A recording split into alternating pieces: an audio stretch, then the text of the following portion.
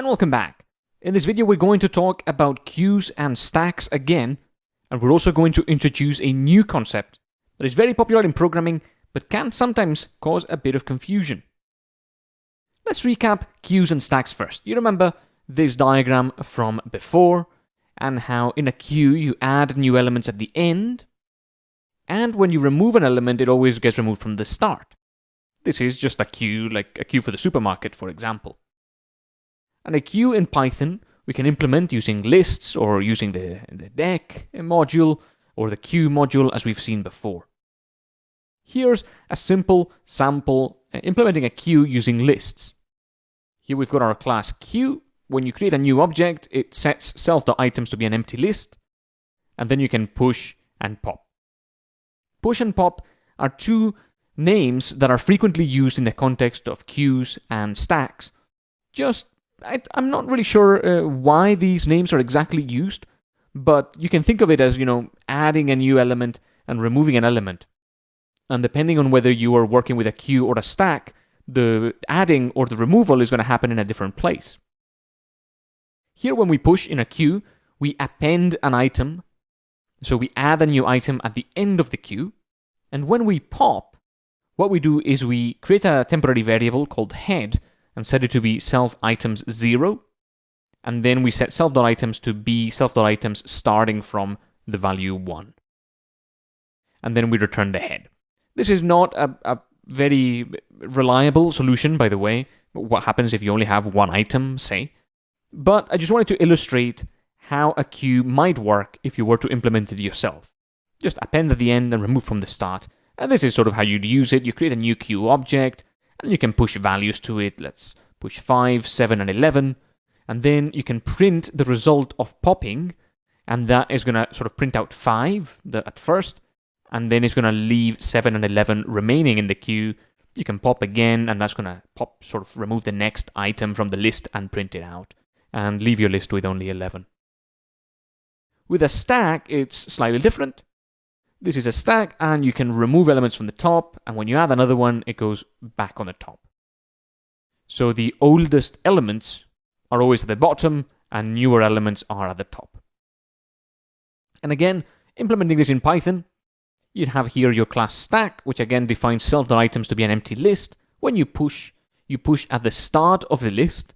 So we are saying that self.items now is a list of only the new element, which is the parameter, plus self.item. So that's going to join the two lists together. You're going to end up essentially adding an element at the start, and pop is just going to do self.items.pop. And as you can see, lists allow us to pop, and that just sort of removes the last element from the list and gives it back to you.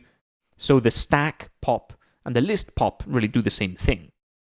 And again, now you can push, but notice how when you push 5, you get a list of only 5, and when you push 7, the 7 goes in front. And then you push 11, the 11 goes in front, and as you pop, you start removing from the front as well. So you're adding and removing from the same place. We've already seen queues and stacks. I just wanted to give you a little bit of code about how they work, because what we're going to talk about next is something that I find really interesting. And that is the concept of how many steps does it take to find an element in a queue or a stack or a list. Let me go through it, and I'm sure you'll understand where I'm coming from. We can say that these queues and stacks and lists and many other data structures as well are what we call sequential.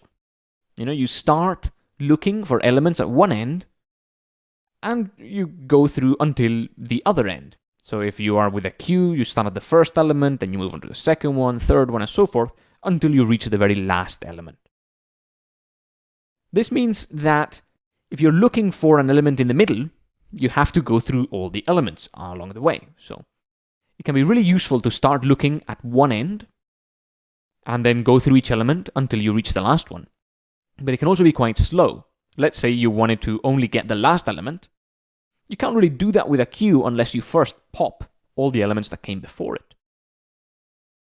Here's another example. Let's say you have a long list, a very long one, and you're looking for a specific element. For example, this list here. Let's say we're looking for the element 90. Well, as you can see, we had to do a bunch of jumps. We've got going from 13 to 56, 38, and so forth until we reach the element number 90. This is because a list is sequential. If you're looking for an element, the only thing you can do really is start at the beginning, or maybe you can start at the end if that's more suitable. But either way, you have to start at one end and go through each element until you find the one you want. So this can be quite slow. It would be nicer if we could just know where the element is. But of course, with a list, you can't really do that. The number of steps we've had to do is quite a few. Our list here has 21 elements. You don't have to count them. Just believe me here. So let's say that an arbitrary variable n is 21. If we wanted to find the very last element in this list, we could go from the start through each element until we reach the last one. So we have to perform 21 sort of jumps. We have to sort of jump into the first element, then jump into the second element, then jump into the third element, and so forth. That means that for a list, which is a sequential structure, finding an element can take us up to n jumps, where n is the number of elements in the list. Notice that it says up to n jumps, because of course if you're finding the first element, that's only going to take you one jump. But if you're finding the last element, that's going to take you n jumps. And there is a specific term for this. When it takes you up to n jumps to find an element in a structure, this is called, what we say is that this structure has a complexity of O(n). Okay, that's just the terminology. O means complexity of, and inside the brackets we put what the complexity is. And in this case, the complexity is n, because we need up to n jumps to find an element. Okay. This is called complexity. So again, a complexity of O(n) just means that we need a number of jumps equal to the number of elements. Nothing terribly complicated there. When you're finding an element in a list that you need to jump n number of times, that's an O(n) complexity. And we're going to look at more into complexity in the next few videos, as well as how we can sort of reduce that, hopefully. But of course, instead of n, you can have other things in there. For example, O of n squared means that you need up to 9 jumps to navigate a collection of 3 elements. 3 squared is 9, so this is what O(n squared means. Of course, you can see immediately that this is going to be slower than O(n). With O(n), and you have a list of 3 elements, you need to make 3 jumps. With O(n squared), if you have a list of 3 elements, you have to make 9 jumps. And you can have the opposite, O of log 2n, which means that we need to do up to 3 jumps to navigate a collection of 7 elements, for example, or indeed 9 elements. So the thing inside the brackets is, you can think of it for now as the number of jumps in order to reach the last or the most far away element in a collection. In a list, the most far away element is the last element, and you can need up to n jumps to get there if you start at the beginning. And there are other structures that are not lists where these other types of complexity applies. We're going to look at them throughout the section. And don't worry if you're not sure what, for example, log 2n means. I'd encourage you to look it up, but that is as complicated as it's going to get in this section. We're not going to go into complicated maths. I'm not a big fan of maths. I'm not very good at it. So we're not going to get into complicated maths. Just log 2n is the most complicated we're gonna see. So don't worry too much if you're not too sure. It's all going to be fine. Okay, hope you enjoyed this video. I'll see you on the next one.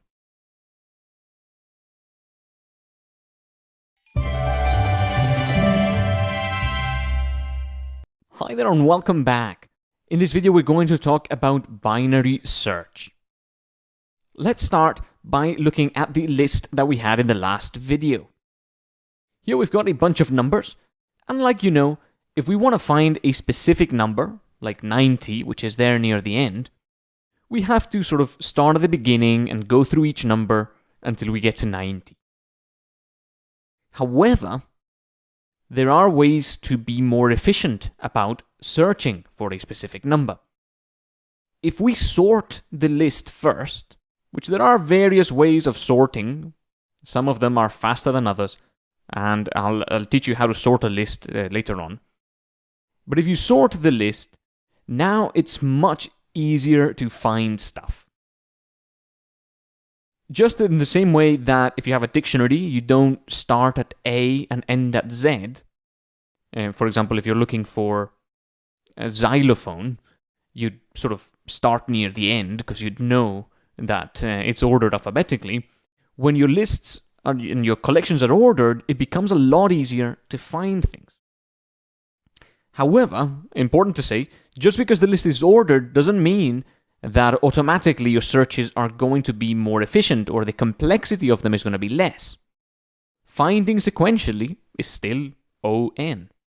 If you want to find 90, you still have to start at the beginning and go through each element if you're finding sequentially. So, let's instead find in a different way. Let's explore a different way of searching and finding an element that isn't sequential. Remember, one important aspect about lists is that you can access any one element. It doesn't have to be the first element, so you can access the last element or an element in the middle if you want. So let's look for 90 with a slightly different algorithm. Instead of starting in the first element, we're going to start in the middle element. So in the middle element in this list is 38. That is index number 10.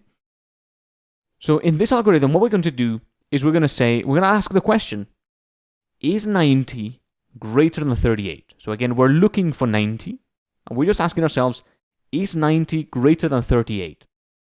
And the answer is yes. So we're going to discard all lower values, all the values that are lower or equal to 38, we're going to discard, and we're only going to keep the values that are greater than 38. Why? Because we know that the list is ordered, so any value that is to the left is going to be less than the value we're looking for, so we don't have to worry about them. We don't even have to search. So let's grey them out to signal that we've forgotten about those values, we've eliminated them, we're not going to search there, and then we're going to move over to the next middle element of what's left. Notice that integer division doesn't round up, so here we end up with 4 elements on the left and 5 elements on the right, which is a slight problem in this case. It's going to make things a bit slower for us, but nonetheless we end up in 59. So again, we ask us the same question, is 90 greater than 59?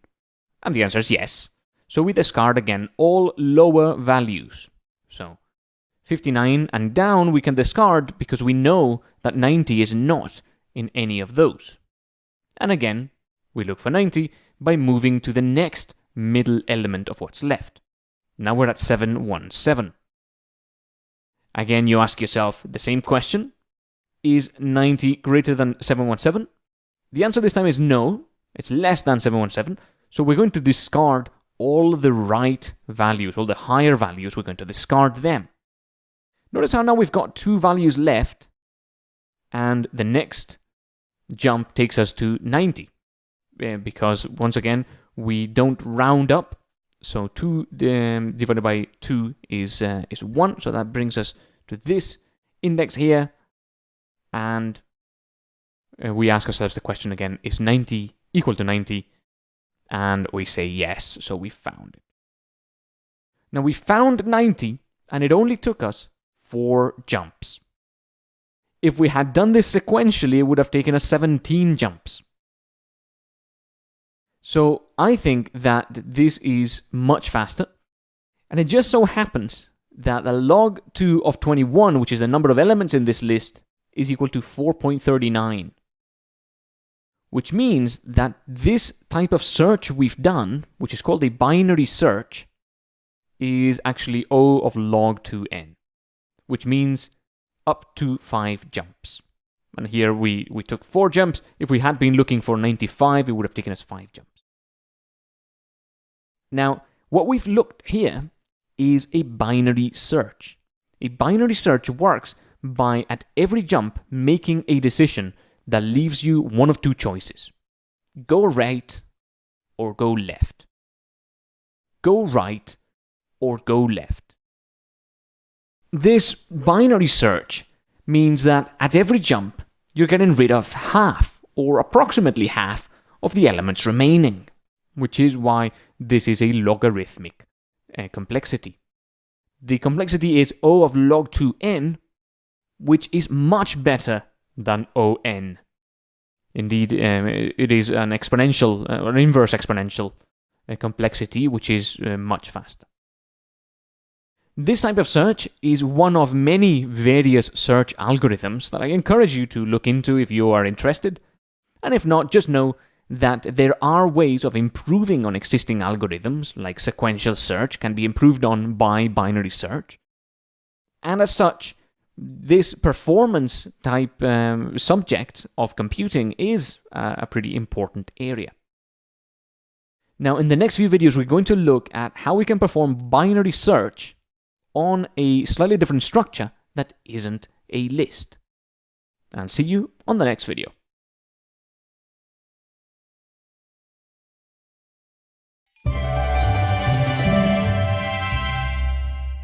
Hi and welcome back.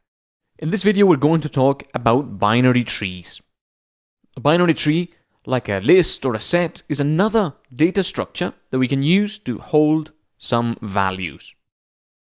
However, it's structured a little differently from a list. Let's have a look.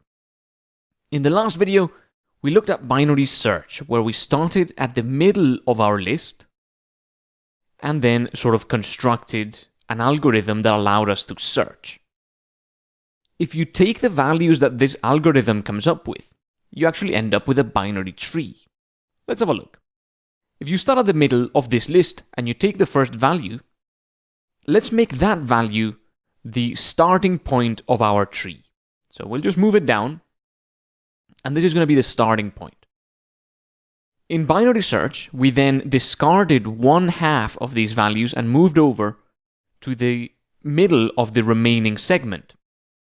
We're going to do, without discarding any values, we're going to do that for both segments. So we're going to move over to the middle of the remaining segments.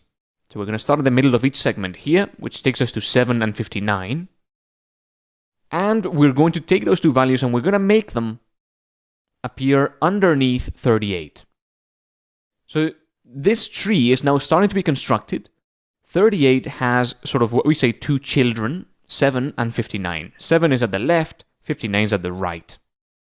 If we do this again, now we're going to end up with 4 values, because we're going to move over to the middle of the remaining segments in each case. And once again, we're going to move these values down and make them children of the previous one. So now 7 has 2 children, 59 has 2 children. Once again, we're going to repeat and get the half point of the remaining segments. Now we end up with 8 values. And we move them down here. And finally, there's not that many left. There's not 16 values left. So we're going to move over to the remaining few values, and we're going to move them down as appropriate. So as you can see, we end up with something that looks like a tree. If we add the branches in, it becomes a bit clearer. We have elements that have children below them. And a child can then have children as well. It can have 2 children, or it can have 1 child. And what happens is every node has an element or another node that is smaller than it to the left, and another node that is bigger than it to the right. Take an example of 38. It has the node 7 to the left, which is smaller than 38. And it has the node 59 to the right, that is bigger than 38. So with this structure, we can very easily perform a binary search. So the binary tree is used to perform binary searches. Let's look for the element 90. 90 that you can see is down there on the right. To perform a binary search, now all we have to do is start at the top of the tree and then decide whether we want to go left or right. Because 90 is bigger than 38, we'll go right. Then, because 90 is bigger than 59, we'll go right. And now 90 is smaller than 717, so we go left. And that's it, we found it. So it's just the same as performing a binary search.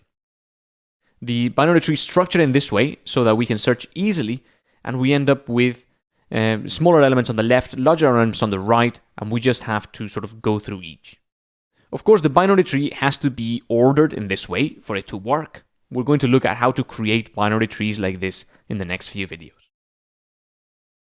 So once again, the binary tree is just, well, you can think of it as a representation of the ordered list after you perform a binary search on it. If you take the binary tree left to right, notice how the leftmost value in this tree, the one at the very left, is the number 1. And the next value to the right is the number 3. The next one is number 4. The next one is number 5. And the next one number 7, and so forth.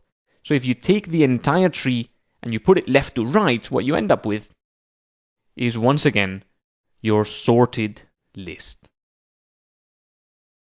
So this is a pretty interesting piece of knowledge.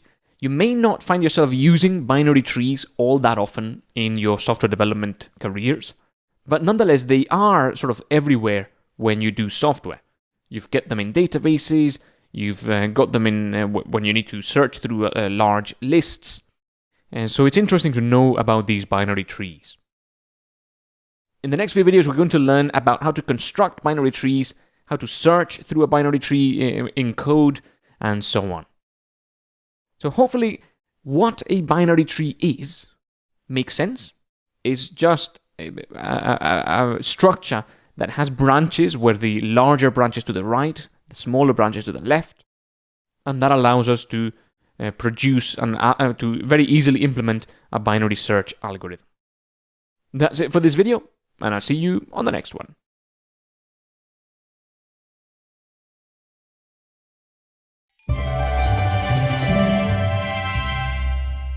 Hi and welcome back. In this video, we're going to look at traversal of binary trees, how you can go through elements. So there are 3 types of traversal in binary trees. We've got something called in-order traversal, where the first thing you do is you go left, then you check the node, and then you go right. We're going to look at exactly what this means in a moment. You've got pre-order traversal, where you check the node first, and then you go left, and then you go right. And finally, you've got post-order traversal, where you go left first, then right, and then you check the node. So what does this all mean? Well, let's look at a few examples. We've got 3 identical trees here. We are going to navigate them in order, pre-order, and post-order, and see what we come up with. In the in-order traversal, the first thing we do is we are at the top of the tree. So in these examples, we always start at the very top of the tree. And what you do first is you go left, because that's what in-order traversal means. When you arrive at a node, the first thing you do is you go left and you go to its left node. So the first thing we do is we would go to the left node. Now we are at the node 9. We are at a new node. So once again, we apply in order and we go left. Notice that it doesn't have a left node, so that's not something we can do. Because we don't have a left node here, we're going to, staying at the node 9, check the node, and we're going to, let's say, print it out. So this prints out node number 9. And now we've checked the node, so we go right, and we move over to 30. Then we go left, doesn't have one. We check the node, we print 13 out, and then we go right, and it doesn't have one. And now that we've finished going left, printing, and then going right for the node 13, we go back to number 9, and then we go back to 14, because we'd also finished at number 9. So again, what happened here is we started at 14, we went left, we appeared at 9, we went left, then we printed 9 and then we went right, and we ended up at 13. We went left, didn't have one, we printed, then we went right, didn't have one, we went back to 9, back to 14, so now we're going to print 14 since we've already gone through all of its left nodes. And then we're going to go right at 14, we end up at 22, going to go left, doesn't have one, so we're going to print it out, then we're going to go right, and then we're going to go left, doesn't have one, so we're going to print it out, and then we're going to go right, and that's it. We have finished the in-order traversal of this tree. For every node, the first thing you do is you go to its left node. So you'll end up at the node that is most left of your tree. Then you will print that node out, and you will go to the right node, and so forth for every parent. Notice how what you end up here with is the ordered list, because you started at the most left node, and you made your way over to the right. So that's what in-order traversal is. Looking at pre-order, the first thing you do is you check the node, and in this case we're going to say that checking the node is equivalent to printing it out. So the first thing you do is, starting at 14, you would print it out. Then you'd go left, and now you're at a new node. So once again, you print it out, and then you go left, but it doesn't have one, so then you go right. Then you're at a new node, and you print it out. Then you go left, and you're right, but it doesn't have either, so you end up again at 14. Now you're going to go right, and print 22 out. Then you're going to go left, doesn't have one, then you're going to go right, you're going to end up at 34, and you're going to print that out. This is the pre-order traversal. Before going to another node, we print the node. Then we go left, then we go right. Notice that what you end up here is something that looks a little bit random. We're going to look at exactly what this is useful for in a few moments. Finally, the post-order traversal. The first thing you do is you go left, and then you go right, and then you check the node. So we go left. We are at 9. So we go left, but it doesn't have one. We go right. We end up at 13. Now we're at 13, so we go left, doesn't have one. We go right, doesn't have one. We print it out.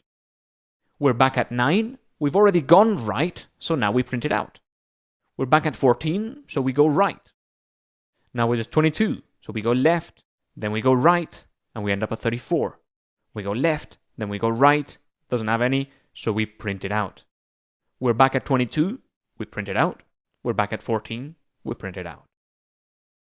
Hopefully, this is not terribly confusing. All we're doing here is changing whether we go to a different node first or whether we print things out first. We're going to look in some examples in code in a few moments. So, in-order traversal is useful to get an ordered list out of a binary tree. Often is also useful for printing the tree out. If you want to show it to your users, you want to maybe display it in a nice ordered fashion, like an ordered list, you can do that with in-order traversal. Pre-order traversal is actually useful for saving the tree, so it can be reconstructed later. This may be a bit abstract because we've not looked at creating trees yet, but we're going to do that shortly. So what happens here is that you end up with a list that essentially represents your tree. The first element in the list is also the topmost element in your tree. Then you have the left side of the tree, 9 and 13, and then you have the right side of the tree, 22 and 34. We're going to look at pre-order and how we can use it to reconstruct a tree in code shortly. And finally, post-order traversal is useful for deleting the tree. We're going to briefly talk about deleting nodes, but it is a more complicated concept in binary trees. Don't worry too much if it's not fully clear what these are for and how you implement them and how you use them. We're going to look at some code samples, as I've been saying. With that said, I'll see you in the very next video.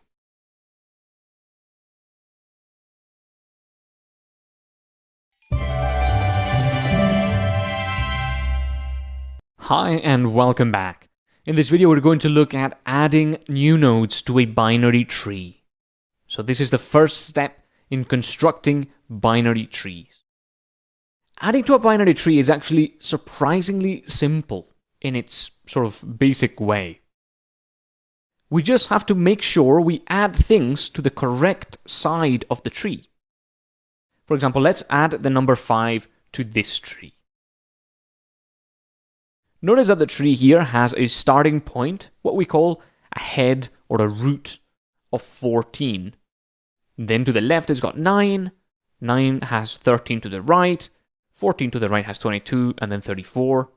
We know where 5 should go, right? Which is to the left of 9. But how do we tell Python to put it there? We're going to start with our new node. That is going to be this node object. A node object has 3 values, 3 properties. One, which is value. That's essentially the value we're trying to add. And then it's got 2 other properties, left and right. Those are the nodes that it has to the left and to the right. So we're starting with our new node that has nothing to the left, nothing to the right. It's not even added yet, and a value of 5. And we're also going to start with our current node, which is going to be the head of our tree. Let's say the tree is self, and the head is going to be the node 14. The first thing we must do is start a while loop. We're going to start a while loop because we're going to navigate through potentially many nodes until we find the one that we want to add to. So we're going to start a while loop, and inside the while loop we're going to say, do we want to go left or right? So if the new node's value, which is 5, is less than the current node's value, which is 14, then we will want to move left. So the first thing we do is we add this if statement.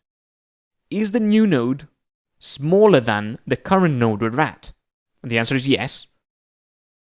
So, yes. What do? We're going to say, if the current node, which is 14, has a left node, then we're going to move to that node. Okay? So if current node.left is asking Python, is the node 14 left node something other than none? And at this point in time, it's yes, because 14 has a left node, which is 9. So what do? We say current node, which currently is 14, is now going to be equal to the current node's left. So we're essentially saying, move me to 9. And that's what we do here. Then we go back to the top of the while loop. So current node is now 9, because we've set it to be the 14's left. Once again, we ask ourselves, is the new node's value less than the current node's value? So new node is 5, current node is 9. So the answer to this is yes. Then we're going to ask ourselves, is there a left node on current node? The answer is no, so we need a little bit more code here. You can see that there is something not there. So we are going to add an else to our if. So if the current node's left exists, we move there. If it doesn't exist, we say that the current node's left is now the new node that we want to add. So we put the 5 there at the left of current node, and that's it. Now nothing's missing there, but we don't want to continue going through our loop because we've added our new node. That's it. We are done. So what we're going to do here is we're going to add a break. We looked at this early in the course. A break is used to exit a loop. So at this point, we set the left node of 9 to be the new node. That means we've added a node. We want to now stop going through our multiple nodes. All we want to do is now terminate. So we break. Also, something to take into consideration is what if the new node's value was not less than the current node's value? So this if statement here, we've got if new node value is less than current node value, we go left. But what if it's greater than the current node's value? We want to go right. So we are going to have an elif there to do just that. Notice how now all the lefts have been changed to rights. All that happens is if the new node is greater than the current node, for example, let's say we were trying to add 21, this would be true, so we would move right because it has a right node. Then we would be at 22. Once again, we would go through our loop, and now 21 would be less than 22, so we would go in here and set 21 down here. Hopefully, this makes some sense. We're going to look at some code, and hopefully that'll help as well sort of cement this knowledge. And of course, something else that can happen is that we try to add a node that has a value that isn't less than or greater than a node. That may happen if we try to add a new node that has a value exactly equal to an existing node. So what we want to do in that case is, of course, to avoid duplicate elements. As soon as your tree starts having duplicate elements, you start running into some problems. Do you put the node left or right? So we don't want two of the same elements in a binary tree. All we have to do is add another if statement there at the top saying raise a value error if the new node's value is equal to the current node's value. So as you go through the tree, if you encounter a situation where the value you're trying to add is the same as an existing element, you can raise an error or, print something out. That's it for this video. I wanted to show you how to add new nodes to a tree. Now we're going to go into some code and work on creating our binary tree class where we can find elements, add elements, as well as print the tree out using our inorder traversal. I'll see you there.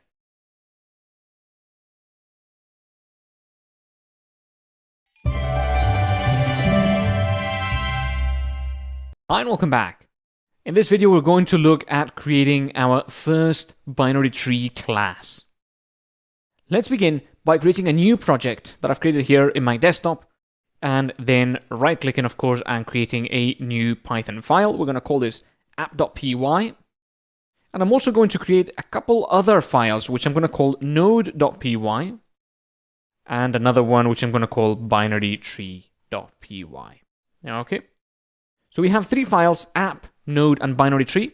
I'm going to keep them open up here, and I'm going to hide the sidebar just so we have a little bit more space. And we're going to begin. Our binary tree is going to have a starting point, which is going to be a node, and then we're going to be able to add new nodes to it. The first thing to do is to create our node class. Our node class is just going to be a simple object that has a value, a left, and a right node. So we're going to say class node, and it's going to have an init method, a value, and it's going to have self.value equal value, self.left equal none, self.right equal none. Okay, so when we create a new node, it's just going to start as nothing, no children essentially, nothing on the left, nothing on the right. And the value is going to be whatever it is that we pass to the init method. Here, I'm also going to add a short repr method, just because we're going to be printing things out, and it may be handy to be able to get a nice representation of the value of the node. So this is the repr method. When we print it out, we're going to see node 5, for example. Let's just verify this is all working by writing a short script here in app.py. We're going to say from node, import node, and then we're going to create a new node that I'm going to have the value 5. And then I'm going to create a new node that is going to have the value 9. And I'm going to create a new node that is going to have the value 13. I'm going to assign these to variables. Left equal that, head equal that, and right equal that. And now we're going to do something like head.left equal the left node, head.right equal the right node. And we should be able to do things like print the head left, print the head right. Pretty simple script. Nothing really is going on, except we've created our first sort of binary tree here. We've got our head node, and then we're setting the left and right nodes. So we are ending up with some sort of triangular tree there. If we run app.py, we see node 9, node 5, node 13 printed out.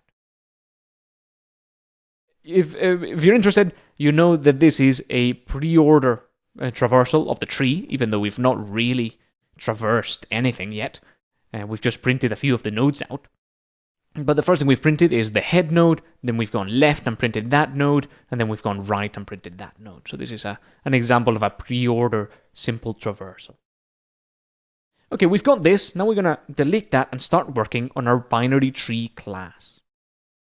In this video, we're only going to work on adding a new node. We're going to implement what we've already seen in the lecture, and then we're going to add a few more videos to talk about finding nodes and doing the traversal. So we're going to say from node import node, and this is going to be handy in just a moment. And then we're going to create our binary tree class. It's going to have an init method, and that is going to require the starting point. And it's going to be self.head equal head. So this is going to be the sort of root of the binary tree, the head. You'll see it called a root, and you'll see it called a head. Either is fine. Then we're going to work on our add method, which is going to take in a new node, which is also going to be a node. Notice how I'm adding type hinting here, just so that PyCharm can tell us that a node has a value and so forth. And then, once again, we're going to start at the very top of the tree. So we're going to say current node is self.head. Now the current node is pointing to the very top of our tree. We now want to move through the tree until we either add a new node or we reach the bottom of the tree. So while current node, we're going to say if the new node value is equal to the current node value, we've got a problem, because that means we're trying to add a node that already exists in our tree. We've sort of gone through our tree somehow, and we've ended up with two nodes that are equal. So here we're going to raise a value error. I'm going to say a node with that value already exists. Now we're going to work on our elif. If the new node value is less than the current node value, then we are going to go left. So we're going to say if current node dot left. That means there is a node to the left. We'll say current node equal current node dot left. Simple enough. If there is a node to the left of where we currently are, that means that we still have more traveling to do in order to get there. If there is no node, that means that the new node we want to add belongs in its place. So we're going to say current node dot left equal new node. And of course, we then break out of the loop so we don't continue iterating over infinitely, essentially. And then we're going to add an elif. If the new node dot value is greater than the current node value, we do the same. If current node dot right, that means there is a node to the right. We want to go to it. So we're going to say current node equal current node right. Otherwise, we want to put a new node at the right. So we'll say current node right equal new node. And we will break again. Hopefully this makes sense. We've looked at it in the lecture, which is why I'm going quite quickly through it. But essentially all that happens is we have a node, which is at the top of the tree. And then we start iterating this loop. At each point, if we encounter that we're adding a node that is already there, we'll exit. Otherwise, if the new node is less than the current node, and this block sort of deals with going left. Otherwise, if the new node is greater than the current node, this code here deals with going right. The left code says, if there is a node there, move there. Otherwise, add it. And the right code does the same thing. If there is a node to the right, move there. Otherwise, add it. Notice that the nodes themselves don't change as you go through this. All you're doing is adding a sort of property here that makes it equal to the new node. So what's happening in the background is the right property becomes the same object that new node is. It's a reference to the same place in memory we've looked at mutability before, this current node.write is going to be the same entity, the same thing in memory that new node is. So as you run this multiple times, the current node right and left ends up constructing this tree. You don't lose the value of new node when you reach the end of the method, because that value is now pointed at by the property in each node. And of course, the starting point of this chain of properties is the head. If you lose the head, the entire tree just sort of disappears because you've got nothing that allows you to reach any of the nodes. What I mean is, the head points to other nodes. If you somehow lose your reference to the head, you have nothing pointing to the other nodes. You don't have a way of accessing them because there's nowhere in this code that the children are stored. The children are only stored as references in the head. So, nonetheless, just an interesting thing there. Make sure to not set the head to none or anything like that, because then you're going to sort of lose your entire tree. Now that we have this tree here, we could write in our app a short script to add nodes, but we don't really have a way of retrieving nodes. We don't have a way of printing the tree out. So there's not much that we can do there. But let's do it anyway. We'll do from binary tree import binary tree. And we're going to see tree is a new binary tree, and the head is a new node, which is going to have the value 9. Then we're going to say tree.add a new node with value 5, and tree.add a new node with value 11. What do you think is going to happen when we print tree.head, tree.head.left, and tree.head.right? Which node is going to be the head? Which node is going to be the left? Which node is going to be the right? Let's try it out. Notice how the head is 9, 5 is at the left, and 11 is at the right. So our code has automatically placed the nodes where they belong, because 5 was added after 9, and you sort of went through this and found out that 5 was indeed less than 9, so we placed it at the left. Okay. In the next video, we're going to look at how we can print out the tree in order. So I'll see you there.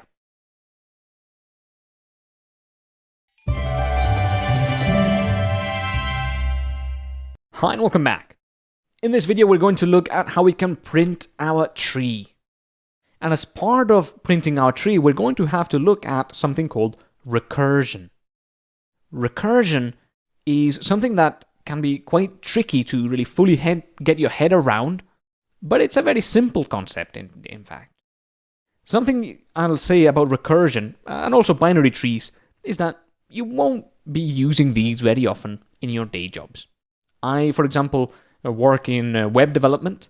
I do a lot of sort of back-end development and front-end with JavaScript and so forth, back-end with Python. And I have never used binary trees or recursion in my day job. Nonetheless, it's something that can pop up in coding challenges, interviews, and so forth, so it's good to know about it, and it's also in software, it's used behind the scenes, like in databases and things like that. So it's useful to know about it, and that's why we're sort of going through it, but don't worry too much about fully getting your head around all the use cases and how you use them extensively. It's just not really worth it. Although I will give you some more resources in case you're interested. In order to traverse in order, we are going to use recursion. So let's first in order recursive. I'll type out a wee method here.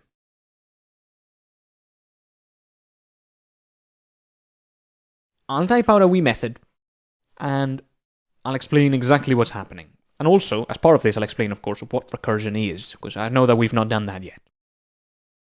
What we've done here in this in order method is it doesn't take any arguments, but it calls another private method. In Python, by the way, I'm not sure if I've mentioned this, but when your methods and your variables start with an underscore, that means they're private, or you don't want other people calling them. So we call this private method inorder recursive, with self.head as the argument. Self.head becomes current node in this inorder recursive method. So this inorder recursive method, all it's going to do is it's going to say, if the current node is none, then we're going to return. Okay, we're going to terminate the method. If a current node is none, we're going to terminate. Then what it's going to do is it's going to say, call itself, but with current node dot left. Okay, so as you can see, this inorder recursive method calls itself. This is recursion. Recursion is when a method or a function calls itself. What happens when you call yourself is something rather interesting. And we're going to talk about it in just a moment. And then we're going to print the current node, and then we are going to call ourselves with the right node. Okay? So here's what happens when you do recursion. The inorder method calls self.inorder recursive. So we end up here. Now, Python knows that the inorder recursive method was called by the inorder method. It knows that. It keeps track of who called who. For example, so it can tell you in the stack traces in your errors. So it knows that the inorder method called us. We run through this, presumably we pass, and then we call ourselves again, inorder recursive. So we go back to the top. Now current node is a different node, but we know that we got called by inorder recursive. So Python knows inorder called inorder recursive called inorder recursive. Then we go again. If we call ourselves again, Python now starts constructing a collection of how did these calls go? Who called who? What were the arguments or the values of these parameters when each method was called? Okay. So eventually we reach the leftmost node of the tree. We print it out. Then we go right. And eventually we sort of are at the right or the leftmost or at the rightmost node in the left branch of the tree, and we reach the end of the method. What happens then is the method returns control to whoever called it. So if inorder calls inorder recursive and inorder recursive calls itself, that constructs a collection of method calls, and then when the method returns, we go back to the previous call. It's difficult to explain without actually looking at it. So what we're going to do is we are going to use this and debug it. So I'm going to set a wee breakpoint here before this method call happens, and we're going to go over to our app.py and print or do tree.inorder. Okay, we're going to call the inorder method here after we add a few nodes, and then in the binary tree file, we're going to set a breakpoint in the inorder recursive function method. Then we're going to debug. Okay, now here begins the interesting part. And I'm going to try to go quite slowly with this because I know it's a tricky concept, and probably my explanations haven't really helped so far. Here on the left, we're going to start looking at this main thread. It's not something we've looked at before in Python, but the main thread, now that you know a little bit about asynchronous programming and threads and so forth in Python, the main thread is really the thread that does stuff in Python. And here you can see that we don't have any other threads in this application. We've not launched any other threads. If you click any of these places, you'll be taken to where the call started for where you currently are. So we're currently here in this line. which is in our binary tree file, line 32. So here, the main thread tells us that we are inside the inorder recursive function in the binary tree.py file, line 32. And it tells us that this function was called by the inorder function. See, this is directly below where we currently are down here. So the inorder function, binary tree line 27, was who called us. And who called them? Well, it was app.py line 8. So if we go to app.py line 8, you can see that tree.inorder was called here. Who called app.py? Some Python stuff. The Python debugger execute file. Don't worry about that. For us, the execution started at app.py, then called inorder, and then called inorder recursive. The current node in this call is node 9. Okay, because that's the head that we called with. Now, we can go into this function. Let's go in by doing this, step into. Notice how now things changed. The current node, for one, is node 5, because that's current node.left as it was before. And now the main thread has changed. We are in the inorder recursive function, line 30. We were called by the inorder recursive function in line 32, this one here. And that was called by inorder, that was called by app.py. And one of the great things about PyCharm is that you can actually click on it. And when you click on it, you can see that the current node in here was node 9, the head. You click back to where we currently are, the current node is node 5. Okay? So, once again, let's step over. We go into this line again. Current node.left is none, and we know that. So let's step into once again. Notice how now we are in this recursive stack. By the way, this thing here is a stack, because new things get pushed at the top.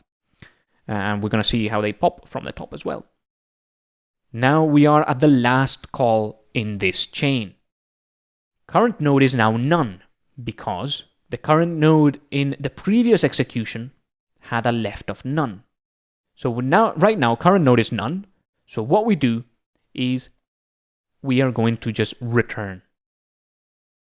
When we return, this method call terminates, and we go back to the previous one. So notice how now we're going to jump down here, but this is going to disappear. See? The method call we were at before disappeared because that's the end of that call, and we go back to where we were before. If we step into, notice how it doesn't go into this method anymore because we've already ran that. Now it goes over to the print. Okay. Then we can go over to the next line. We can step into this line. And once again, we are at the inorder recursive method. But once again, the current node is none. If you check back, we're still at node 5 here. We're still at node 5 here. And all that's happened is the right was none. So when we called inorder recursive with the right node, that is none. So once again, we're going to return, and we end up back here. You know that when we reach the end of a method in Python, the end of a function, that returns. So as soon as we press step over, this function is going to terminate. Guess where we're going to go next? We're going to go back here. We're going to go back to the previous execution where the current node was 9. Okay, so I'm going to go back to where we currently are, press step over, and notice that's exactly what happens. And once again, if we press step into, this has already happened.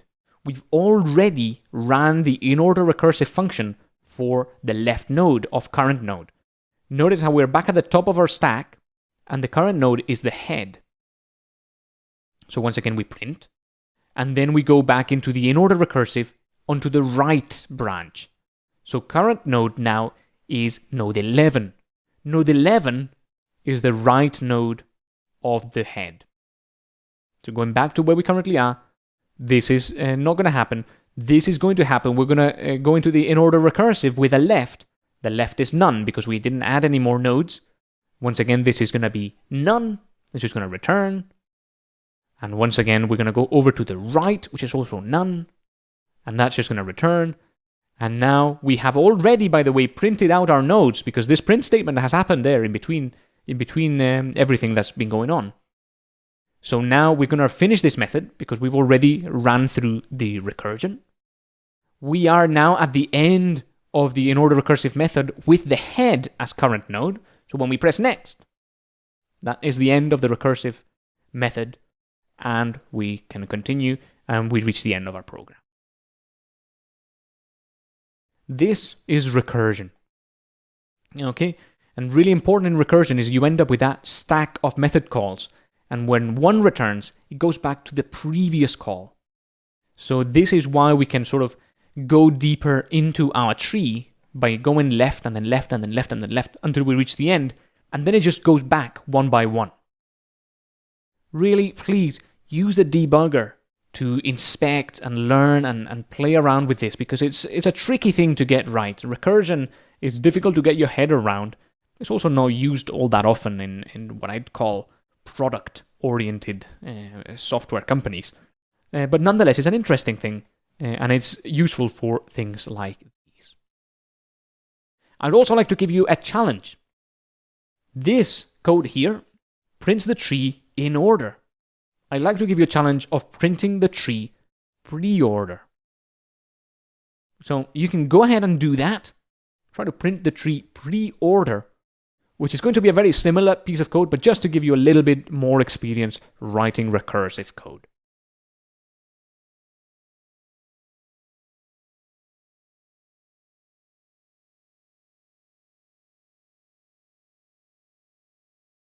Hopefully you got that. All you have to do if you want to write this in pre-order is, of course, move the print to before the other things happen. And then you end up with pre-order, and you have to, of course, change these names there as well. Okay. That's it for this video. Hopefully you enjoyed looking at recursion in PyCharm here, and looking at the in-order traversal of a tree. By the way, just before we finish, of course, if you just run the file, you end up with 5, 9, and 11 printed it in order, in order, I guess, in order format. So again, that's it. Thank you for joining me, and I'll see you on the next one.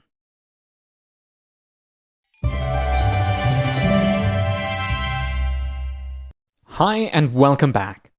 In this video, we're going to look at finding a node in our binary tree.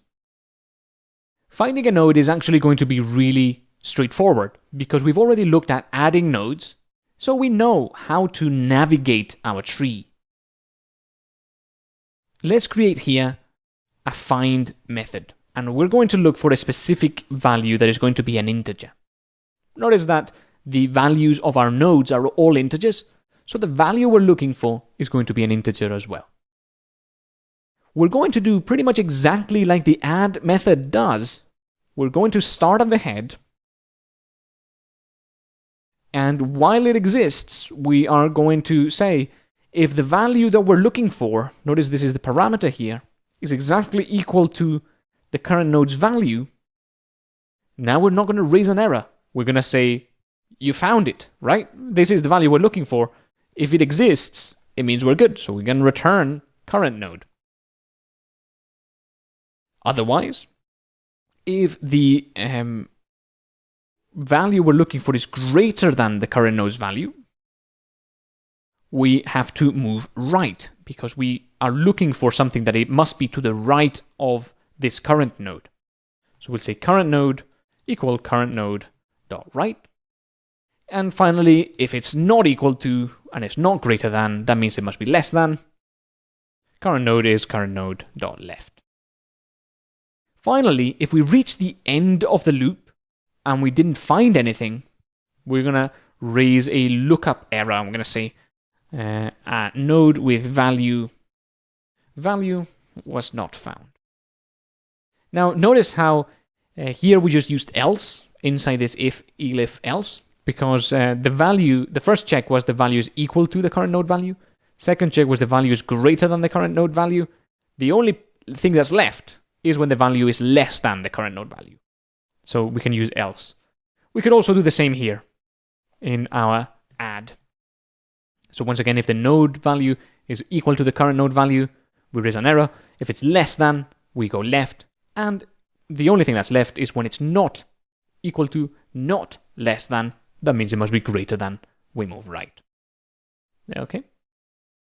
This is how you find nodes in a binary tree. So let's go ahead and go back to our app.py and print tree.find 11. And we'll see that that prints out the node 11 there that was found in our tree. So I just wanted to guide you through implementing this binary tree because it's a frequent question asked in interviews and code challenges. Also, it's very used in specific parts of software development, so it's interesting to know about it. Hopefully you enjoyed learning about this more advanced data structure, as well as complexity and performing binary search. Thanks for joining me, and I'll see you on the next video.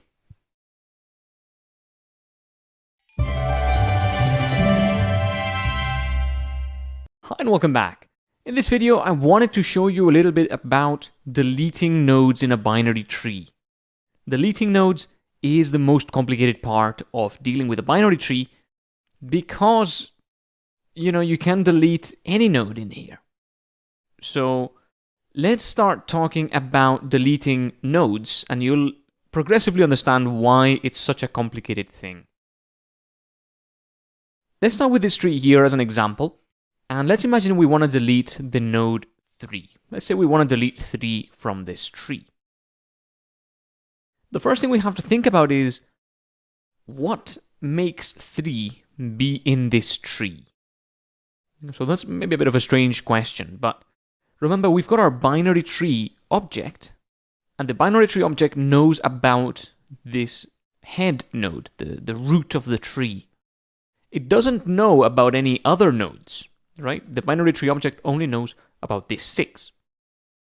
And the 6 points to 5 and 6 points to 9. That's the left and the right. So you could say that 5 is in the tree because the head points to it.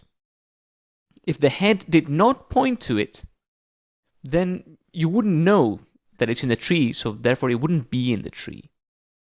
Similarly, 3 is in the tree because 5 points to it and the head points to 5. It's the relationships between these nodes that end up describing the tree. If you made 5 not point to 3, if you deleted this arrow, nothing would point to 3. You wouldn't have any variables of this node, and Python would recognize that there are no variables referencing this node, nothing is pointing to it, it's completely isolated, you've got no way of accessing this node in your program. And when Python realizes that, what it does is it deletes it from memory, or at least it allows other programs to overtake that memory and other variables to overwrite that memory. So if nothing points to a node, that is essentially the same as deleting it, because Python takes care of that for you. Now, with that said, if we wanted to delete this node 3, now all you have to do is make node 5 not point to it. If instead of 3, we point to just, if instead of 3, we just point to, say, none, then 3 is deleted. The 3 would still be here somewhere, but Python would be aware that you're not using it, and it would eventually erase it from memory, or it would be overwritten by something else. So that's how you delete a node that has no children itself. Notice how 3 has no left and no right. When a node has no left and no right, all you have to do is set the parent to not point to it anymore. If the parent, let's say you wanted to delete node number 5 here, which does have a child, 5 points to 3. If you now say 6 doesn't point to 5, what you've done is you've deleted 5 and 3. So you've deleted the entire branch here. And that may not be what you want. So if you want to delete node 5 only, knowing that it has only one child, all you have to do is delete 5 and make 6 point to 3. Essentially, skip over 5. The way to do that is just make 6 point to 3 straight away, like this. Nothing points to 5 now. 6 doesn't point to 5. 3 doesn't point to 5, even though 5 points to 3.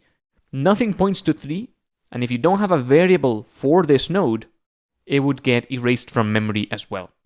So when you want to delete a node that has one child, all you have to do is point the parent over to the child, and then nothing points to the initial parent 5.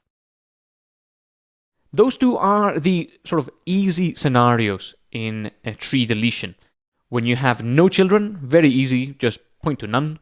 When you have one child, very easy, just get the parent to point to the child instead of the node. But when you want to delete a node that has two children, then it becomes a bit more complicated. Here's why. When you want to delete 5, all you do is make 6 point to the child. If you want to delete 9, maybe you'd think, hey, just make 6 point to the child, right? That'll do it. And it doesn't quite work that way. See, because imagine you decide to make 6 point to 7.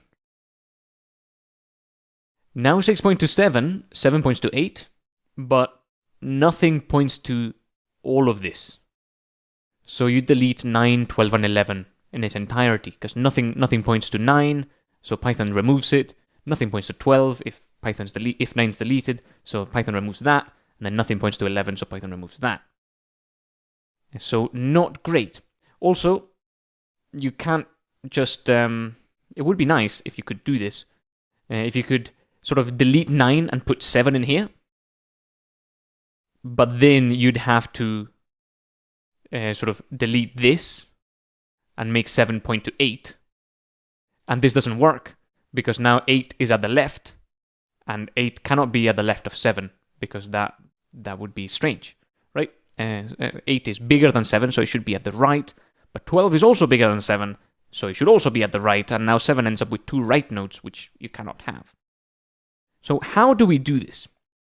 Well, 9 has 2 children, which we're going to call 2 sub-branches, right? We've got a left branch here, and we've got a right branch here. And we said we can't put 7 here, because then, right, what do we do with the 8? But we can put 8 here, and delete that. This is okay.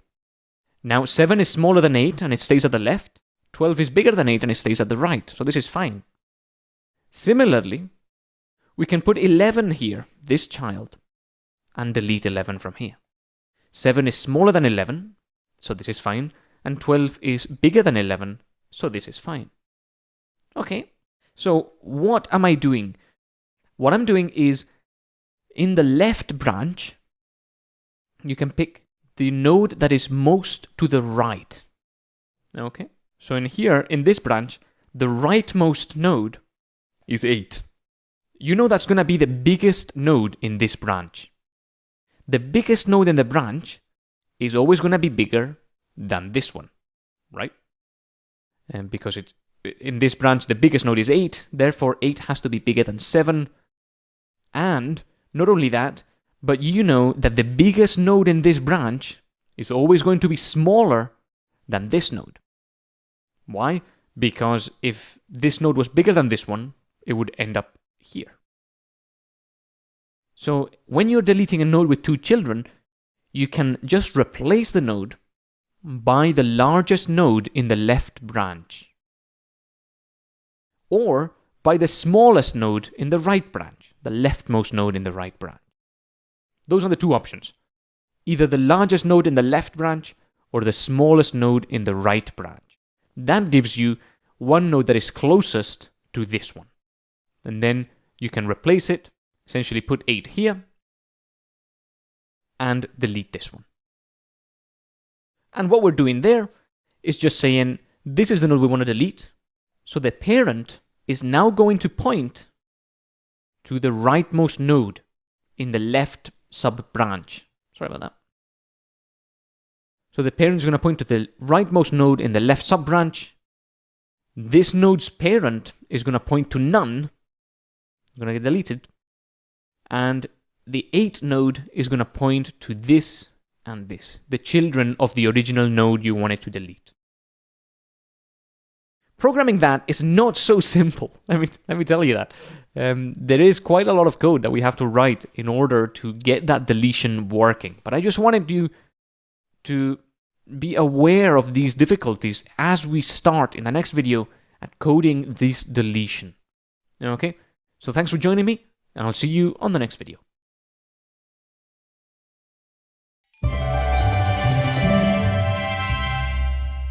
Hi and welcome back. In this video we're going to be coding our deletion of nodes. Before we do that though, we need a couple more helper methods. We need to be able to find the parent node of a given node, and we also need to be able to find the rightmost node of a branch, so that we can then replace it. So let's code the find parent, which is going to take an int, and is going to return a node.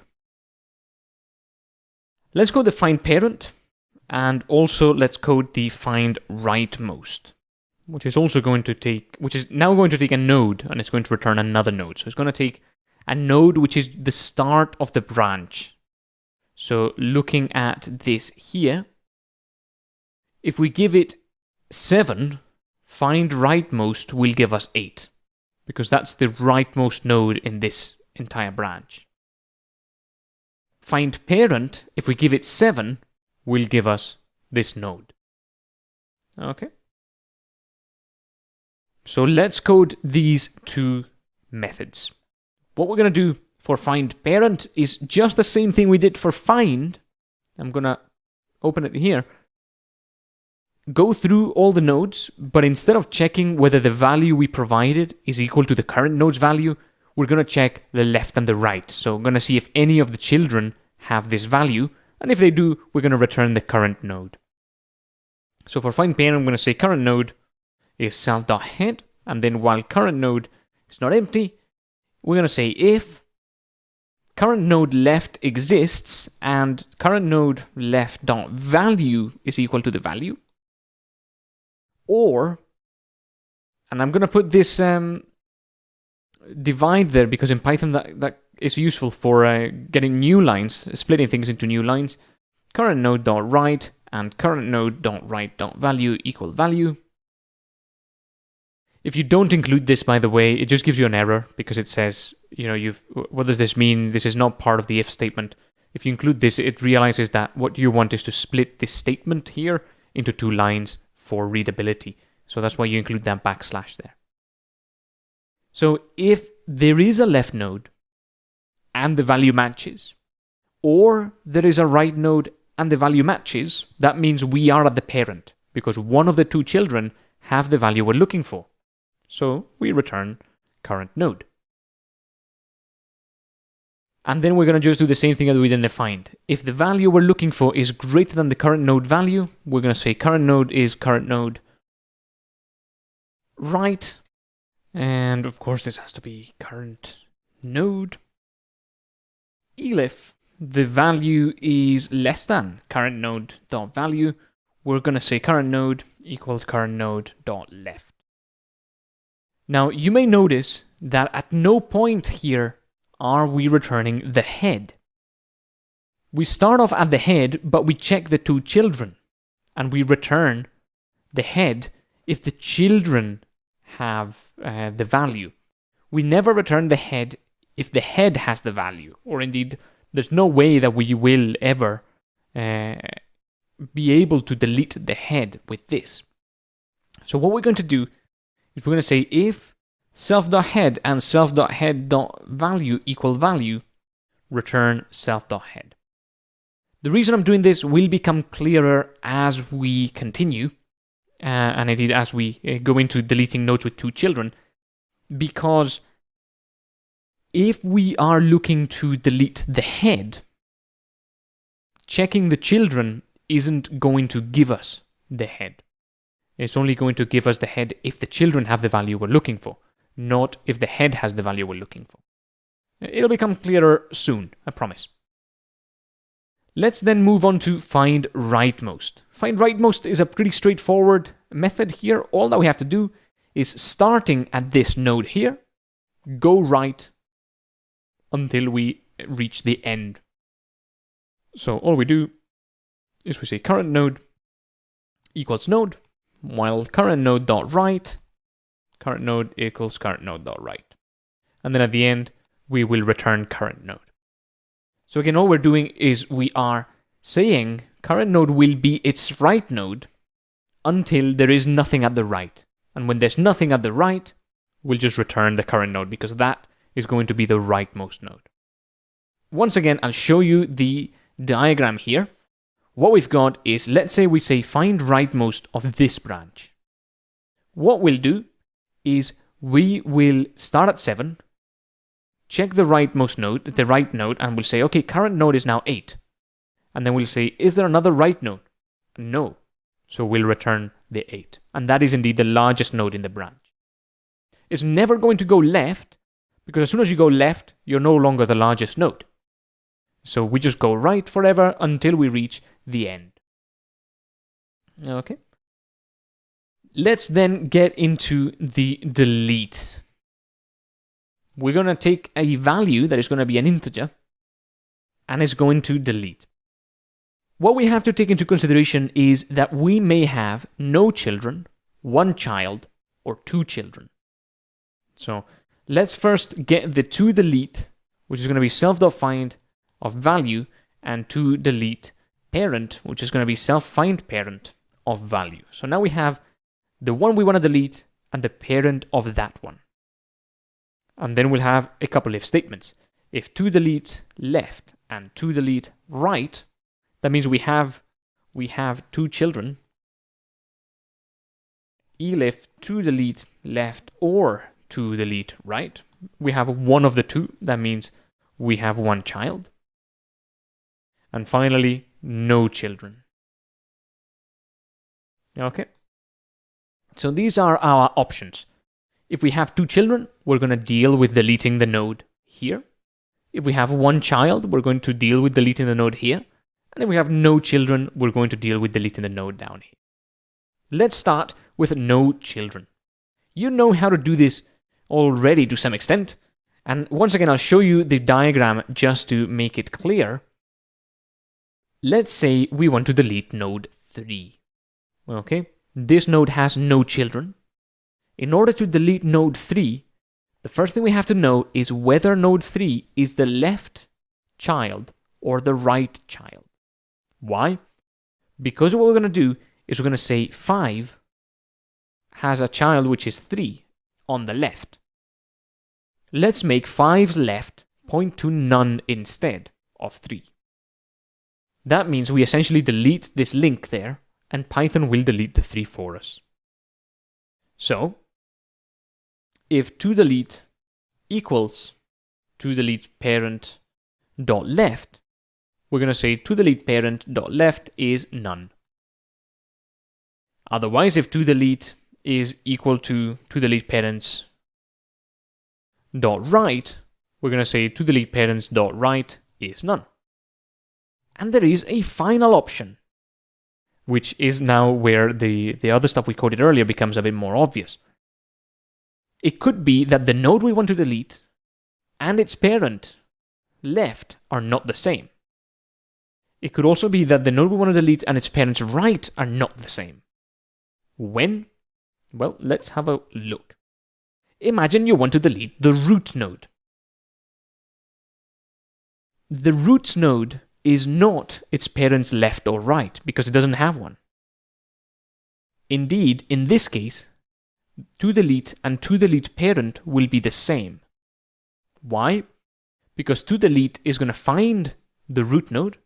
toDelete parent is actually also going to give us the root node because we're looking for the head's value. So these two are going to be the same. These if statements are both going to be false, and this is where we'll end up at. The else When we want to delete the head, all we have to do is say self.head is none. Assuming, of course, the head has no children. This is what this else is doing. If the head has no children, that means the head is the last element in the tree. It means the head has no children, it means this. So all we have to do is set it to none, and then the 6 will get deleted by Python. Okay. If we have a child, it becomes a little bit different. Once again, we have to do the same thing. If toDelete is equal to toDelete's parent left, now we want to say TDP left, toDelete parents left, is equal to, let's go back to our diagram. Let's say we want to delete 5. We have to say that the parent, which is 6, the parent's left must be equal to the child of 5. The child of 5 could be at the left or it could be at the right. We don't know. So what to do? toDelete parent left is toDelete.right or toDelete.left. So again, what we've done here is use the OR syntax in Python to say the toDelete parent's left has to be toDelete's right, but if it's none, use toDelete's left instead. So that's a pretty handy way of going about it.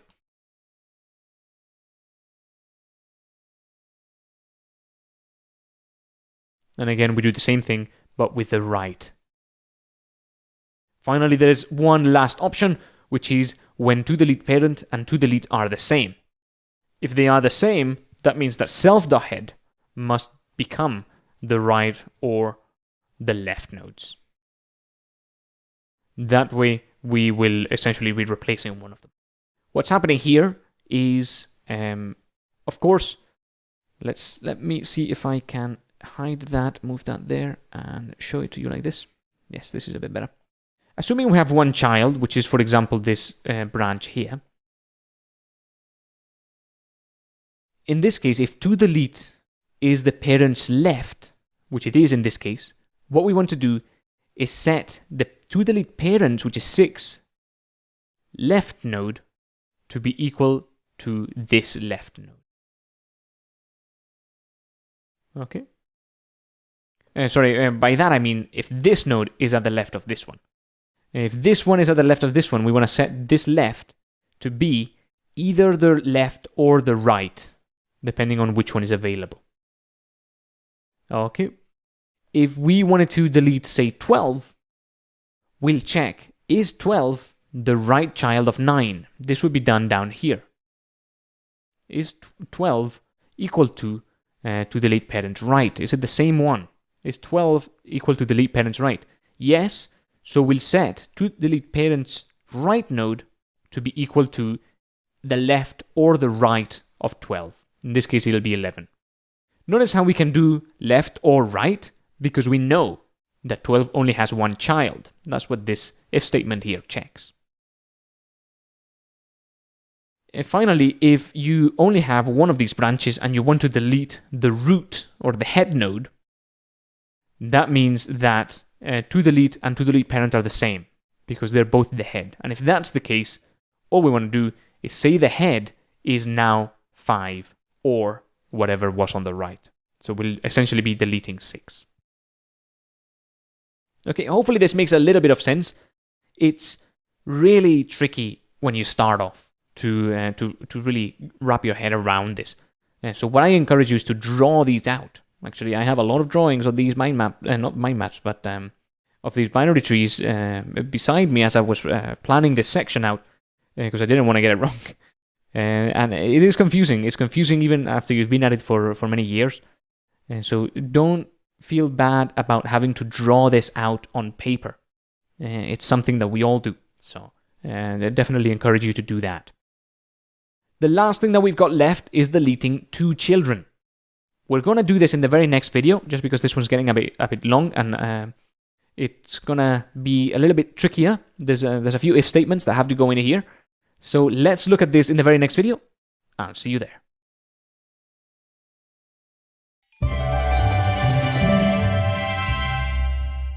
Hi and welcome back. Let's look at deleting nodes from a binary tree when they have two children.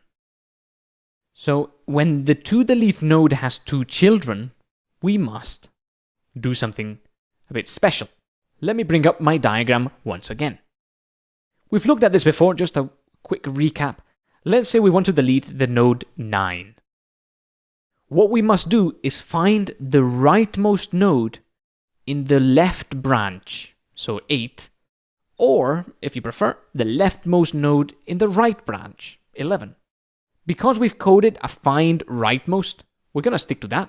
We're going to use 8 in this case, but you can use 11 if you prefer. So we're going to find the rightmost node in the left branch.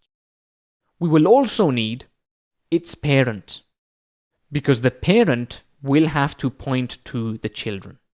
Okay? Something that we know is that the rightmost node in this branch has nothing to its right. Okay, hopefully that makes sense. The rightmost node in this branch doesn't have anything to its right, because if it did, that would be the rightmost. So when you go as far right as you can, this node has either 0 or 1 children, not 2. Okay? So that is important because as part of deleting 9, we are going to have to delete 8, essentially. We're going to move 8 up here, which means that 7 has to point down here. Like that. So essentially we've deleted 8, and if 8 had 2 children, this would get extremely complicated. Because we'd be deleting a node of 2 children by deleting another node of 2 children. This is quite simple. If 7.5 had other children, this would be fine, because 7 points to 7.5, 7.5 children stay there. So that's okay. And of course, if 8 has no children, then that's fine. We don't have to worry about it. So no problem. Let's start with this scenario. The scenario where we want to delete, say, 9, and that has a node in this structure here. So the first thing we have to do is see whether the node we want to delete is at the left or at the right of its parent. Okay? So if toDelete equal toDelete parent left, let's say. I'm going to delete this pass, by the way. Elif toDelete is equal to toDelete parent right. And of course, else, what happens when they're the same? When you want to delete the root and it has 2 children. Now, for all of these, we're going to need the rightmost node in the left branch. So we're going to say rightmost equal self.find rightmost of toDelete left. Okay. And rightmost parent is going to be self.find parent of the rightmost's value. Once again, find parent, which is up here, takes in a value and sort of goes to the tree and tells us what the parent is of the value we're looking for. So here we've got the rightmost node in the left branch, and we've also got the rightmost parent of that node. We know that it is a rightmost node because there is a left branch. toDelete left returned true, or it wasn't none, so we know that this is not going to be none. So therefore this is fine. Accessing rightmost value like that without checking or without catching any exceptions is okay, because rightmost value will return something. We know that because we have 2 children. Okay? Now, if we want to delete something on the left, what do we have to do? Let's go back to the diagram. Let's say we want to delete, let's start with the right one. Let's say we want to delete 9. So the first thing we have to do is find out 8, which we've done that. We've done the rightmost node. Then we have to say the rightmost node's right now has to be equal to 12, right? If 8 is going to replace 9, 8's right must be what used to be 9's right. Let's start with that. Rightmost right has to be equal to toDelete right. Okay?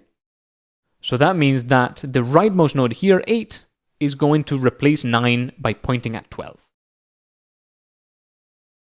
The toDelete's parent now no longer has to point at 9. It has to point at 8. So toDelete's parent has to point to the rightmost node. Let's do that. toDelete parent, right, equal rightmost. And by the way, I apologize profusely. We said we were going to do the right first, so that's there. If you wanted to do the left, it would be exactly the same, but this would be in the left. Okay. So we found that the rightmost node's right must point to what used to be the toDelete's right. So 8 is going to point to 12. toDelete parent right has to point to 8 because toDelete is equal to toDelete's right. So we're deleting 9, therefore the parent's right has to point somewhere else. If we had another 2-child node here on the left, it would be this left that has to point somewhere else. So that is what this is doing. Okay, hopefully that makes sense. Finally, if we are deleting this one, and if we are deleting the head, we're going to find the rightmost node again in the left subtree, which is going to be 5. And what we have to do is say the rightmost node's right must be 9, which is, again, this line here. But now, toDelete parent equals rightmost. This is sort of correct, but toDelete parent is toDelete. So it's the same node because they're both the head. So what we'll do is self the head is rightmost. Okay, so if we want to delete this one, the head must become the rightmost node. That's the 5. So the 5 would move up to here. Hopefully this makes a little bit of sense. There is, however, one more thing that we have to think about. Let's run again through our algorithm for deleting the nodes. Notice how we've not used the rightmost parent, by the way. That's really the problem. Let's imagine we're trying to delete 9. So toDelete is the parent's right. So this is correct. The first thing we're doing is we're finding the rightmost node and setting its right to be the toDelete right. So we're essentially moving this 12 down to the 8, like that. This is correct. If we want to move the 8 up here, that's what it has to do. Then we're setting the parent, toDelete parent, right to be the rightmost node. And as you can see, there is something that's a little bit off, which is that we've deleted the 9, but we've also deleted the 7, because nothing's pointing to the 7. So we have to fix this.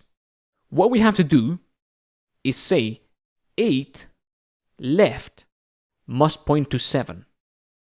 7's right must point to 8's left. Okay? So, what we have to do is rightmost parent dot right equal rightmost dot left, and then rightmost dot left equal toDelete dot left. Okay, now once again we're going to go through this algorithm. We're going to change the others in just a moment. The first thing we're doing is setting rightmost parent's right, so that's this guy, equal to rightmost left. Oh, sorry, rightmost parent is this guy, 7. 7's right is going to be now 7.5. Okay. The rightmost left is now going to be toDelete's left, so 7. So the 8 is now going to point to 7. The rightmost's right is going to point to toDelete's right. And toDelete parent's right is going to point to the rightmost node. Now, as you can see, this is a bit convoluted. I'm just going to move it in a moment. It's going to make sense. Nothing is pointing to 9. So we can delete it. These arrows we can delete. We can move the 8 up here. Does that make sense? I hope so. So these 4 steps get us to this position. Of course, this one is here to the right. I'm going to undo these changes just because we have still one more scenario to go through, unfortunately. Sorry, you did not see that. This is for the next bit. And we also need these bits of code here in the other parts as well. Okay, so this is needed in all occasions. So, we have one more scenario. Let me show it to you. We have this scenario here. So I'm going to copy this, then I'm going to do this, then I'm going to delete it, I'm going to paste it in here. This is another scenario that we have to think about.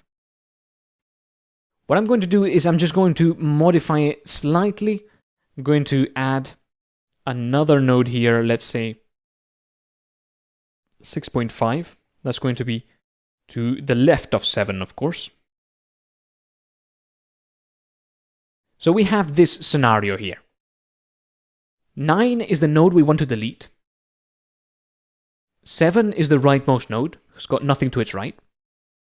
9 is also the rightmost parent, because 7 is the rightmost, therefore the parent is 9. 6 is still to delete parent.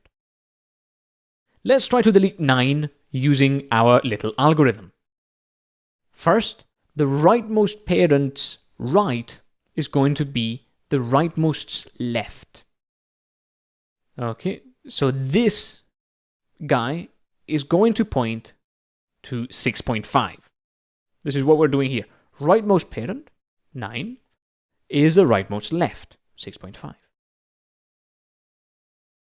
Then we're saying rightmost left is to delete left, which this makes very little sense because it is going to point to itself. Rightmost right is to delete right. Okay, so finally something that makes a little bit of sense. This is okay, we want to do that. Finally, to delete parent's right is the rightmost. Nothing points to 9, we get rid of all of them. But also, we've accidentally deleted 6.5. And 7 points to itself, which is not ideal either. We're going to get into many infinite loops if we do that. We don't want to do that. So, how do we do this? Well, it's actually pretty simple. The whole problem in this scenario is that toDelete is equal to the rightmost parent. And then we're sort of setting some properties that we have to move around from toDelete and rightmost parent, like say these, that we just cannot do because they are the same thing.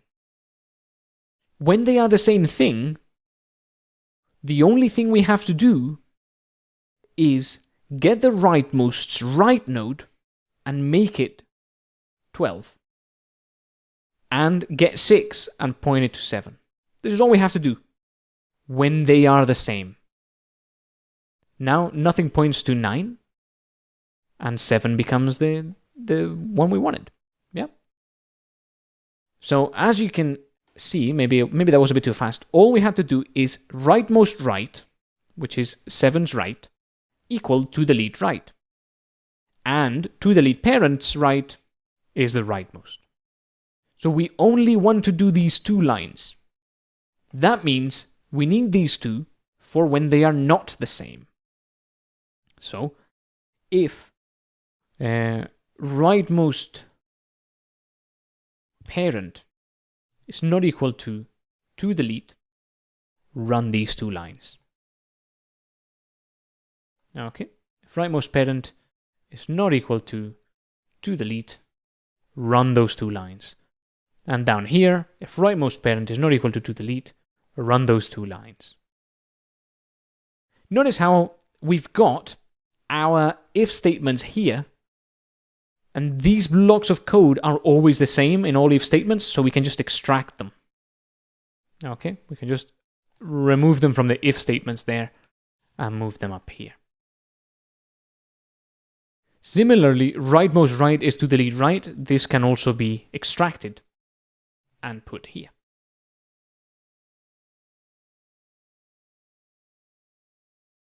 And this now becomes a little bit simpler. So once again, going back to our diagram, I'm going to just delete. Actually, let's not delete those clowns just yet. let's say once again we want to delete 9. So we've got our little algorithm. We find the rightmost node, which is 7. We find the rightmost parent, which is 9. Is the node we want to delete equal to the rightmost parent? Yes. So we jumped straight through this if statement and into here. The rightmost right node, this one down here, which doesn't exist yet, is going to be to delete right. Now, is to delete the parent's left? No. Is it the parent's right? Yes. So we point that there. That's all we need. Now let's go back to having something like an 8 here. Now the rightmost node becomes the 8. The rightmost parent becomes the 7. To delete becomes 9. To delete parents is 6. Okay, so this is our other scenario. And what we want to do is, once again, we want to delete 9, find 8, find 7 as rightmost parent. Is rightmost parent equal to delete? No. So we go into this if statement. Rightmost parent right must equal to the rightmost's left. And by the way, we'll just add this 7.5 back here. 7.6, that's okay. So the rightmost parent's right must equal the rightmost's left. So it has to point to 7.6. The rightmost's left must equal to delete's left. So this 8 here must now point to 7. The rightmost's right, this guy was the rightmost, the right must point to delete's right. So down here. And finally, because 9 is at the right of the parent, 6 must point on the right to the rightmost node, which is 8. Then we can delete 9, move 8 up here, and we got it. We got exactly what we wanted. Now, this is an extreme mind-boggling algorithm, at least when you're starting, and I would not expect you to sort of grasp it immediately. And again, draw this out on paper.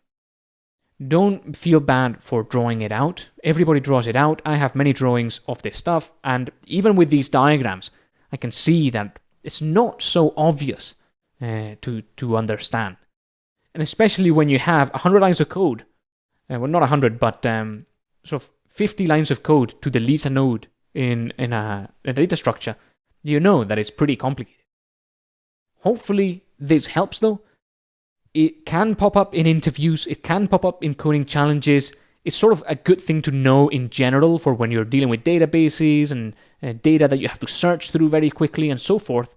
And generally, just knowing about binary trees and that they exist and, a little bit of a notion on how to use them is going to make you a more well-rounded developer. But I've never had to use them in my day-to-day job. So take it, understand it, know it's there.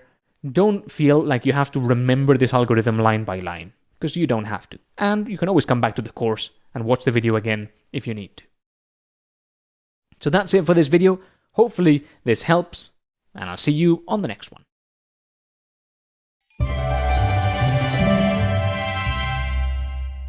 Hi and welcome back.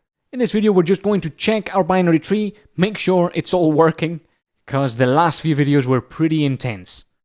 What I've written here is just, importing our libraries, create a new binary tree with 6 at the head, and then I've created a few nodes, 5, 3, 9, 7, 8, 7.5, 12, and 11, and I've added them to the tree in order. And then with deleting 9, which is up here, and then we're printing the tree out. So this tree, I'm just going to move this here, hide this, there we go. This tree starts at 6, then adds 5, which is going to be added to the left of 6, then adds 3, which is going to be added to the left of 5, then adds 9, which is going to be added to the right of 6, then adds 7, which is going to be added to the left of 9, then adds 8, which is going to be added to the right of 7, then adds 7.5, which is going to be added to the left of 8. So it's reconstructing this tree here, just because we are then going to delete 9, and we're going to print the tree in order. hopefully what we see is an 8 here. This deleted, and this pointing there. This is what we want to see. Let's find out. We'll run the app, and we get, it would be nice if we got, a nicely printed tree out so that we wouldn't have to delve into our algorithm to know what the structure is. Nonetheless, we get, in order of left to right, 3, which is here, 5, which is here, 6, which is here. Then we go right, and then we go left, because every new node, the first thing we do is we go left. So we get 7. Then we go left, nothing there, we go right, 7.5. Then we go back to the top, and we get 8. Then we get right, and we go left, 11, and then 12. So as you can see, our delete method works, which is pretty awesome, first of all. But also, you can try to delete your one child and no child branches as well if you want to give it a go. And now you know exactly how to implement a binary tree. If you get asked in an interview or a coding challenge or anything like that, you can do it. And also, I hope you found it interesting just to learn a bit more about some in-depth computer science concepts. Thanks for joining me in this video, and I'll see you in the next one.